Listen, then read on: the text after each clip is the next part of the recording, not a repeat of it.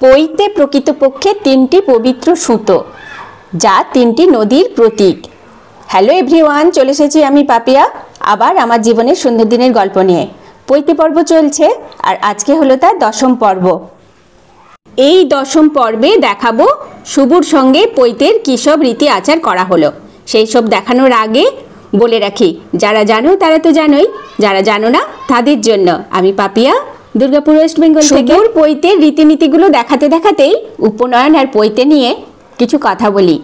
উপনয়ন বা পইতে পড়ানো একটি সনাতন ধর্মীয় সংস্কার, যা হিন্দু শিশুদের বৈদিক শিক্ষা শুরু করার জন্য আর তাদের দ্বিজ বা দ্বিতীয় জন্ম হিসাবে চিহ্নিত করার জন্য করা হয়ে থাকে।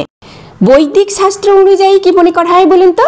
প্রথমবার ব্যক্তির জন্ম হয় মাতৃগর্ভ থেকে, আর দ্বিতীয়বার জন্ম হয় ব্যক্তির সৎ সংস্কার ধারণ করে।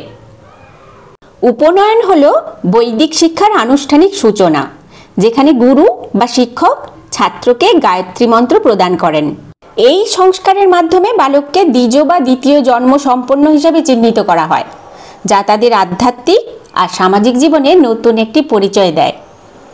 হিন্দু ধর্মের প্রাচীন গ্রন্থে উপনয়নকে ষোড়শ সংস্কারের একাদশ সংস্কার হিসাবে উল্লেখ করা হয়েছে। উপনয়ন অনুষ্ঠানে পইতে বা যজ্ঞসূত্র পরিধান করানো হয়, যা হিন্দু সমাজে অত্যন্ত পবিত্র বলে মনে করা হয়। আর এই পইতে পরিধানের মাধ্যমেই শিশু যজ্ঞ আর স্ব-অধ্যয়নের অধিকার লাভ করে। উপনয়ন হিন্দু সমাজে একটি গুরুত্বপূর্ণ ধর্মীয় ও সামাজিক অনুষ্ঠান হিসাবেই বিবেচিত। উপনয়নে এই যে পইতে বা যজ্ঞসূত্র, এটিকে খুবই পবিত্র বলে মনে করা হয়। এটি প্রকৃতপক্ষে তিনটি পবিত্র সুতো, যা দেবী সরস্বতী, গায়ত্রী, সাবিত্রীর প্রতীক। বৈদিক যুগে কিন্তু নারীরাও অধ্যয়ন করতে পারত। যেসব মেয়েরা ছাত্রী হওয়ার সিদ্ধান্ত নিত, তাদেরকে 4 বছর বয়সেই উপনয়নের আচার অনুষ্ঠানের মধ্যে দিয়ে অনুমতি প্রদান করা হতো, আর তারপরে তাদের ব্রহ্মবাদিনী বলা হতো। ভোর 4টে থেকে শুরু হয়েছিল দধিকর্মা দিয়ে, তারপর একদম সন্ধে 7টা সাড়ে 7টা পর্যন্ত চলেছে পইতের আচার অনুষ্ঠান। ছেলেটা সেই না খেয়ে দে তখন থেকেই আছে। এই যজ্ঞের সময় চূড়ো প্রস্তুত করা হয়েছে, আর সেটাই কিন্তু রাতে খাবে।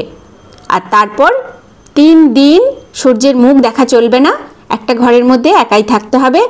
আর ও ভিক্ষা করে যেসব পেয়েছে, যেসব চাল, মূলো, কলা, সেইগুলো দিয়েই রান্না হবে। সেই রান্না খেয়ে খেয়েই ওকে কিন্তু থাকতে হবে। এই যে পইতের আচার অনুষ্ঠানগুলো হয়ে যাওয়ার পরে ওই যে ওর হাতে যেটা আছে ওটাই হলো দণ্ডি। এই 3 দিন ও সূর্যের মুখ না দেখে একটা ঘরের মধ্যে বন্ধ ছিল। তারপর ওকে নিয়ে ভাই আর মৌলি চলে গিয়েছিল দক্ষিণেশ্বরে। ওখানেই গঙ্গায় দণ্ডি ভাসানের মাধ্যমে ওর পইতের রীতি সম্পন্ন হয়েছিল।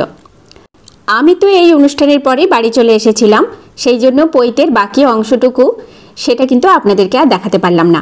এখানেই পইতে পর্ব শেষ করলাম। পইতের পর্বগুলো আপনাদের কেমন লাগলো অতি অবশ্যই লাইক কমেন্ট করে জানাবেন। আজকে এই পর্যন্তই, আবার চলে আসবো পরবর্তী ভিডিওতে আবার আমার জীবনের সুন্দর দিনের গল্প নিয়ে।